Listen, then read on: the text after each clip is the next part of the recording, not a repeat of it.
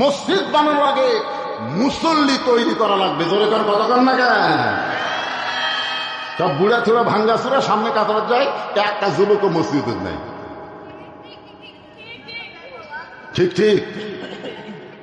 ইমানকে রক্ষা করতে গেলে 1 নম্বর নেক আমলের নাম কি? আরো জোরে। আর মেয়ে মানুষের জন্য 1 নম্বর নেক আমল কিন্তু নামাজ না, 1 নম্বর নেক আমল হলো পর্দা। কেরে মায়েরা, যারা পর্দার অন্তরে বসে আছেন একটু মনোযোগ দিয়ে শোনেন। বড় পীর আব্দুল কাদের জিলানী রহমতুল্লাহ আলাই নাম শুনছেন? আব্দুল কাদের জিলানী রহমতুল্লাহ আলাই নাম শুনছেন? উনি জান্নাতুল বাকি জিয়ারত করতেছেন। এখানে যদি কোনো হাজী সাহেব থাকে তারা বলতে পারবে রাসূলের রওজার পাশে যেই গোরস্থান সব চাইতে বড় গোরস্থান, সে গোরস্থানের নাম হলো জান্নাতুল বাকি। দরেকার নাম কি? বড় পীর আব্দুল কাদের জিলানী জান্নাতুল বাকি জিয়ারত করতেছেন। এমন সময় মুরিদ বলে, হুজুর আপনি চোখ বন্ধ করলে দুনিয়ার খবর বলতে পারেন, আপনি একটু চোখ বন্ধ করে দেখেন তো এই জান্নাতুল বাকির কোন জায়গায় ফাতেমার কবর। আব্দুল কাদের জিলানী চমকে উঠছে যে আপনি চোখ বন্ধ করলে গোটা দুনিয়ার খবর বলতে পারেন। আব্দুল কাদের বলে, এই পাগল, চোখ বন্ধ করলে আমি শুধু দুনিয়ার খবর না, আল্লাহর আরশের খবর পর্যন্ত জানার তৌফিক দেয়। সুবহানাল্লাহ কোন না কেন? নবীর হাদিস, ইত্তাকু ফিরাসাতাল মুমিনিনা ফাইন্নাহু ইয়ানজুরু বিনূরিল্লাহ। কিন্তু জান্নাতুল বাকির কোন জায়গায় মা ফাতেমার কবর, এইটা দুনিয়ার কেউ বলতে পারবে না। সমস্ত মুরিদ বলে, হুজুর জান্নাতুল বাকির মধ্যে ফাতেমা আছে, কিন্তু ফাতেমার কবরের খবর দুনিয়ার মানুষ কেন বলতে পারবে না? আব্দুল কাদের জিলানী বললেন, ফাতেমা হলো জহুরা। ফাতেমা কি? আমার মা বোনদের জন্য একটু ওয়াজ করতেছি বাজান। কি আপনারা বলেন তো, আপনার বউ যদি ভালো হয় আপনার মনে শান্তি হবে না অশান্তি হবে? এই যে ওয়াজেদ মিয়া, ওয়াজেদ মিয়ার নাম শুনছেন? হাসিনার স্বামীর নাম কি? হ্যাঁ জোরে কার, হাসিনার স্বামীর নাম কি? ওয়াজেদ মিয়া। এই ছেলেরা মুখস্থ রাখো। ওয়াজেদ মিয়া একবার জাফরুল ইসলাম, গণস্বাস্থ্য বিভাগের জাফরুল ইসলামের কাছে গেছে একটা চাকরির জন্য। তো জাফরুল ইসলাম মুসকে মুসকে হাসিয়ার কয়, তোমার বউ হলো বাংলাদেশের প্রধানমন্ত্রী আর তুমি আমার কাছে চাকরি খুঁজে বেড়াইছ। ওয়াজেদ মিয়া সেই কান্না। জাফরুল ইসলাম বুকের মধ্যে দিয়া বলে, কান্দো কেন ভাই? বলে, আমার ঘরে কোনো শান্তি।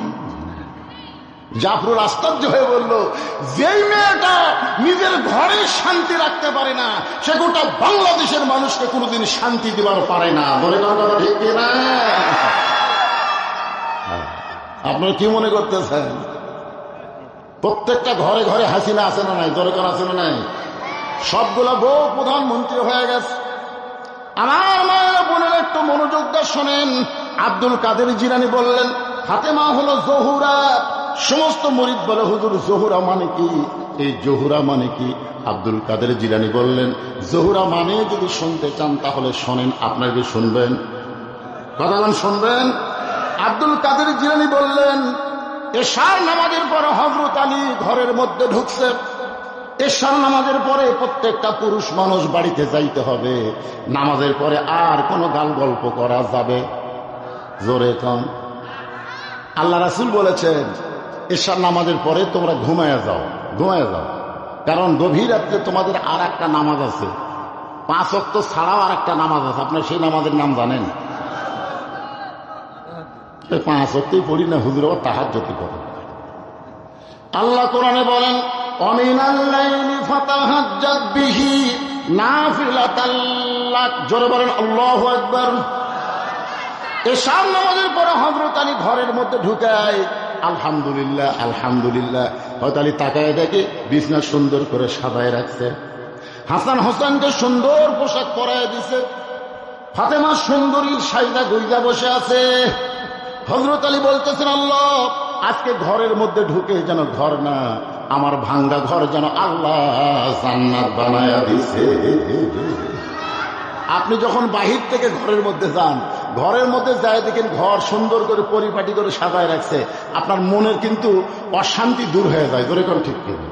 আপনি তাকায় দেখেন আপনার সন্তানগুলো সুন্দর কাপড় পরে বসে আছে, আপনার বউটাও সুন্দরী সাইদা গুইজা বসে আছে।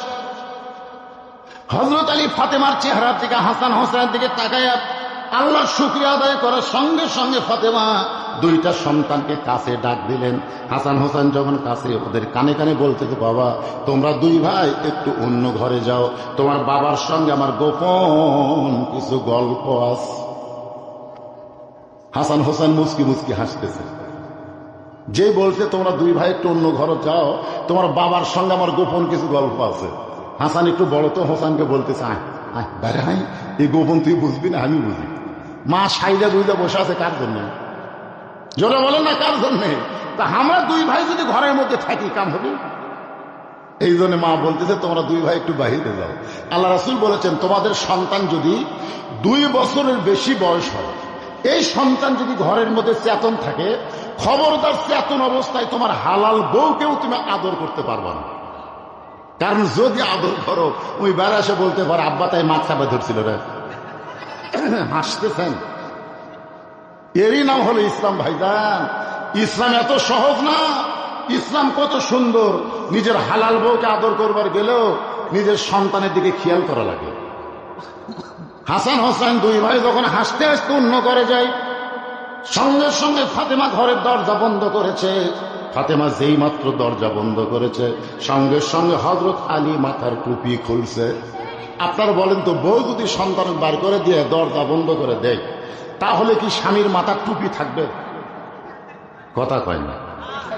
আমি যত বড়ই হুজুর হই, আমি তখন বউয়ের সাথে প্রেম করি, এই টুপি মাথার দেয়া, এই জুব্বা হাব্বা পরা। আপনাদের কাছে আমি হুজুর, বউয়ের কাছে গেলে হুজুর। আমি একবার বউকে 500 টাকা দিয়ে বলছিলাম, আমি 10 মিনিট ওয়াজ শুনবো, বিনিময়ে 500 টাকা। আর বউ বলতে, তাড়াতাড়ি টুপি খোলেন তো। বলে, ধান্দা বাদ দেন, যা করছেন করছেন। যেই মাত্র দরজা বন্ধ করেছে, সঙ্গে সঙ্গে হযরত আলী মাথার টুপি খুলে ফাতেমাকে 2খানা হাত বাড়ায় ডাকতেছে, ও বিবি, 6 মাস আগে নবী বিদায় হয়েছে। কয় মাস? নবী বিদায় নেওয়ার পর তোমার সাথে আমার কোনো ভাব প্রেম হয় নাই। আজকে হাসান হোসেনকে বের করে দিয়ে তুমি যখন দরজা বন্ধ করেছো, একটু বুকের মধ্যে আসো, আমরা দুইজন প্রেম নিবেদন করতে চাই। এই কথা বলার সঙ্গে সঙ্গে ফাতেমা দৌড়ে এসে স্বামীর বুকের মধ্যে মাথা ঢুকায় ছোট বাচ্চার মতন কান্না শুরু করেছে। আলী বলে, ফাতেমা বুকের মধ্যে মাথা নিয়ে কান্দো কেন? ফাতেমা বলে, স্বামী গো, আর কোনোদিন ঘর সাজাবার পারবো না, আর কোনোদিন হাসান হোসেনকে সেজে দেবার পারবো না, আর কোনোদিন সাইদা গুইদা আপনার সামনে দাঁড়াবার পারবো না। কারণ আজকে গভীর রাত্রে ফাতেমার মৃত্যু হবে। যেই কইছে গভীর রাত্রে ফাতেমার মৃত্যু হবে, গাছের গোড়া কাটলে গাছটা যেমন ঠাস করে পড়ে যায়, হযরত আলী তেমনি পড়ে গেলেন ঘরের মাঝায়। মা ফাতেমা মুচকি মুচকি হেসে ওই স্বামীর মাথাখানা উরাতের উপরে নিয়ে কপালে একটা চুমা দিয়ে বললেন, স্বামী গো, এমন করে আপনি কাঁদবেন না, কারণ আসলে যাইতে হবে। যুবকেরা মনে করতেছে, না আমার দাদা আছে, আজরাইল আসলে আমার দাদা ধরবে আগে। কি তাছাড়া তোমার দাদা মসজিদে যায় আর তুমি কম্বলের মধ্যে ঘুম পাড়ো। তুমি রাত 3টা পর্যন্ত আর্জেন্টিনার খেলা দেখছো, মেসি কিভাবে গোল করে, কিভাবে কাটালিয়া যায়, তুমি সব বলতে পারো। আর আসসালাতু খায়রুন নাম শোনার সাথে সাথে তুমি আর দুনিয়াতে নাই। আজানের আগে তুমি ছিল 3.5 হাত, আজান শুরু হলে তুমি হলো 2.5 হাত। কম্বল তুলে দিছে মাথার উপর, পাও বার হয়, পাও টানে না বুকের কাছে। বাহির থেকে দেখবেন মনে হয় চাউলের বস্তা ঢাকা থাকে। কম্বল টান দিয়ে দেখেন, কম্বলের নিচে চাউলের বস্তা না, ওর সাইজ আর সকালবেলা সাইড টিভি কুত্তার সাইজ, একই সাইজ। এই কথাই আমি এটা চালাতে বলছি, শোনেন। এই ল্যাপের তলে ওর সাইজ আর সাইড কুত্তার সাইজ, একই সাইজ। যেই বলছি 4-5টা কুত্তা দৌড়াচ্ছে বনপাড়ায়। আমি যেই ওয়াজ শুরু করি, আমি কইলাম খেরি, কুত্তা আমাকে ওয়াজ করবার দেয় না। আমি চিন্তা করলাম কুত্তা খেপলো কেন? তখন কোরআনে একটা আয়াত আমার সামনে এসে বলতেছে, সুম্মা রাদাদনাহু আসফালা সাফিলিন, বেনামাজি বান্দা যারা কুত্তার চাইতেও খারাপ, তারা কুত্তার সাথে এদের তুলনা করা যাবে না। আমার সঙ্গে বলবেন, বেনামাজি বান্দা যারা, সবাই বলবেন কুত্তার চাইতেও খারাপ তারা। বেনামাজি বান্দা যারা, কিন্তু কুত্তার তওবা কবুল হবে না। বেনামাজ যদি বলে আল্লাহ আজ থেকে ফজরের নামাজ ছাড়বো না, আল্লাহ বলে যত নামাজ না পড়ার পাপ হয়েছে নিয়ত করার সঙ্গে সঙ্গে আমি সব মাফ করে দিলাম। তাহলে আজকে কি নিয়ত করা যায়?